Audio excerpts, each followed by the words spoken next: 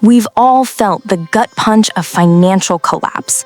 That moment when your bank account mocks you and every choice feels like a life or death decision.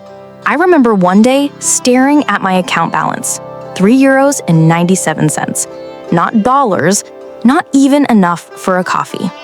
And 2 days later, my daughter's birthday. I couldn't even buy a cake. I wanted to hide, to crawl into bed, pull the covers over my head, and let the world move on without me. But something inside me whispered, this isn't the end, it's the beginning. That crushing moment, the one where I was stripped bare, became the start of everything I would learn about money, life, and the true value of resilience. Welcome to Economic Level Up, where we explore how to rebuild, adapt, and rise after financial setbacks. Today, we're going to walk through what it takes to pick yourself up after a big financial loss.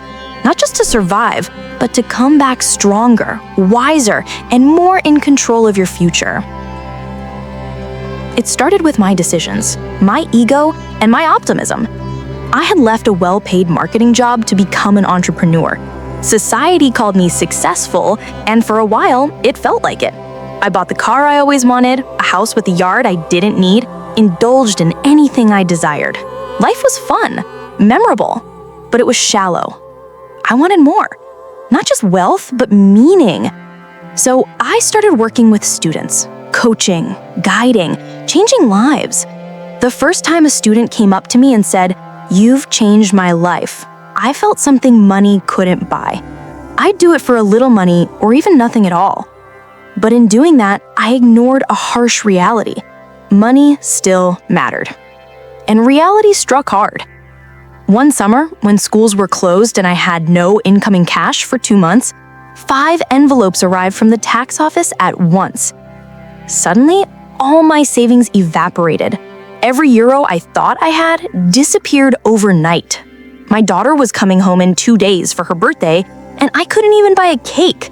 I had nothing left but coins I found in coat pockets and sofa cushions. For a moment, I panicked. My brain felt like a ticking bomb. Every bill, every deadline screamed at me. My mind was trapped in scarcity, focused solely on survival. Science tells us this is normal. Scarcity hijacks our cognition. When all you can think about is getting food on the table tonight, there's no mental space to plan for next week, next month, next year.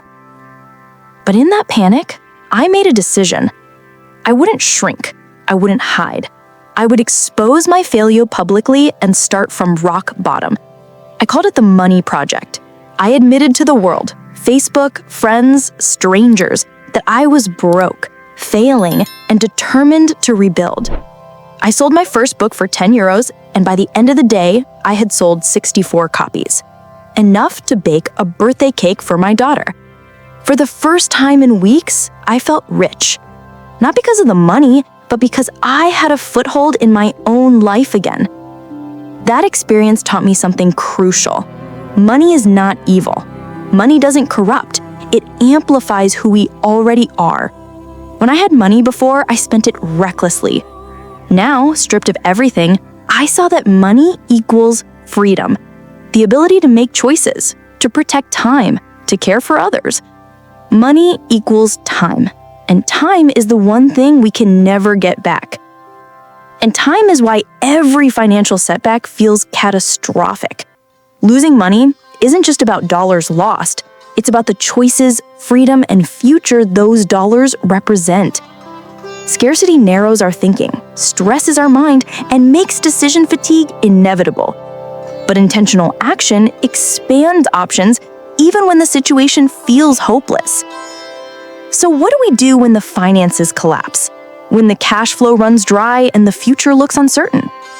In my experience, there are 3 pillars to rebuild: cutting expenses, focusing on sales, and learning relentlessly. 1. Cutting expenses.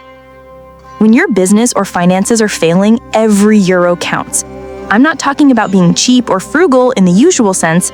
I'm talking about survival. Businesses fail because they run out of cash, period. Look at every recurring expense. Do you need that monthly software subscription, that premium membership, those ego-driven assets that bring no real return? Cut them! Sell what you don't need. The goal is breathing room. Cash in the bank buys time, and time allows smart decisions. One thing I learned painfully is Parkinson's law. Expenses expand to meet income. Even after my recovery, I had to guard myself constantly. Without discipline, money slips away. But when you're forced to focus, you see what really matters. 2. Focus on sales and revenue. No company fails overnight, and no one rebuilds overnight. If revenue is your lifeline, it becomes the #1 priority. Sales isn't just a department, it's the pulse of the business. Even if you're a creative, a manager, or a coach, your job is to know exactly how money comes in and to make sure it keeps coming. When I was rebuilding, I became my own top salesperson. I revisited old customers, doubled down on small wins, and obsessed over the process of revenue generation. Revenue isn't glamorous, but without it, nothing else matters. Steve Jobs understood this instinctively.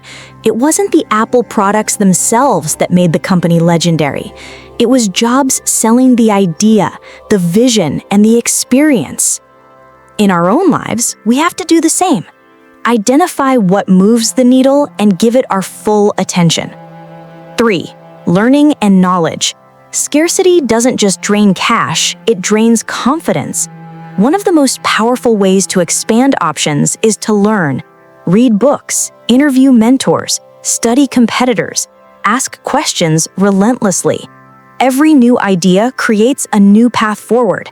When I rebuilt, I devoured every lesson I could find on entrepreneurship, business, and money.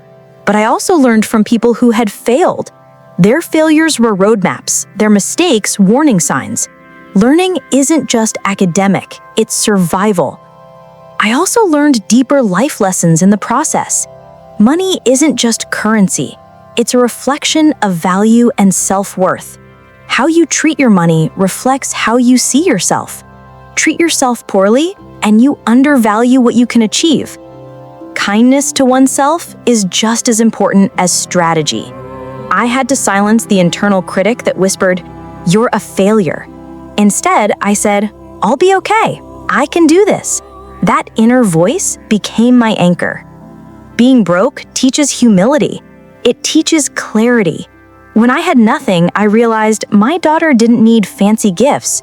She needed presence, attention, love. And I learned that even in abundance, living as if you're grounded, intentional, and present is richer than money itself. Track every expense meticulously. Know where your money goes before it disappears. Focus on revenue-generating activities first. What can you do today to bring cash in? Learn from every source: mentors, competitors, books, failures. Knowledge compounds. Build micro-emergency funds. Even 100 euros set aside buys you mental breathing room. Value time over money. The more time you protect, the more options you create. Every action, no matter how small, compounds. Selling a few products, cutting one unnecessary subscription, or spending 1 hour learning a new skill adds up faster than we realize. Momentum is a quiet force, almost invisible until one day you look back and see how far you've come. Break recovery into micro actions.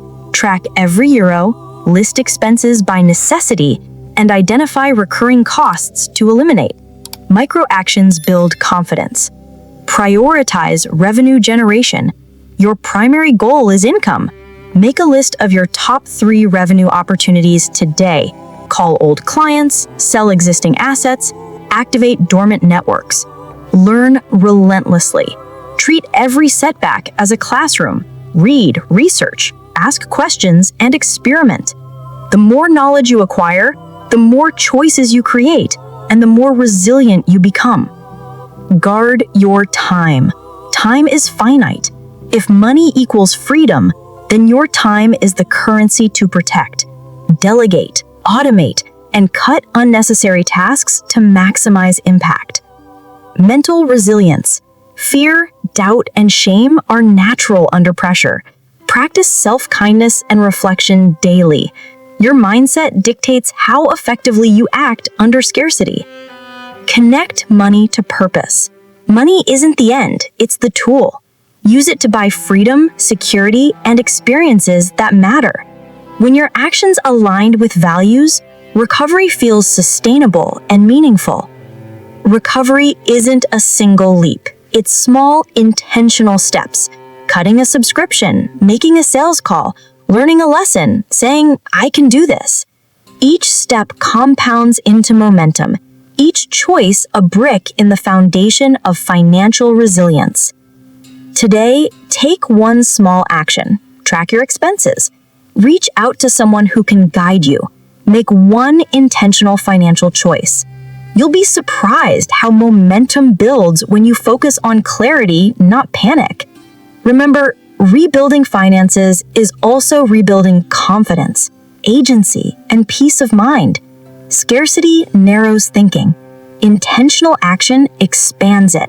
Vulnerability opens doors to learning, and failure becomes a classroom. One decision, one reflection, one level up at a time. And in the end, it's not just money, it's presence, connection, the ability to show up fully in life for yourself and the people who matter most. That is wealth that no setback can take away.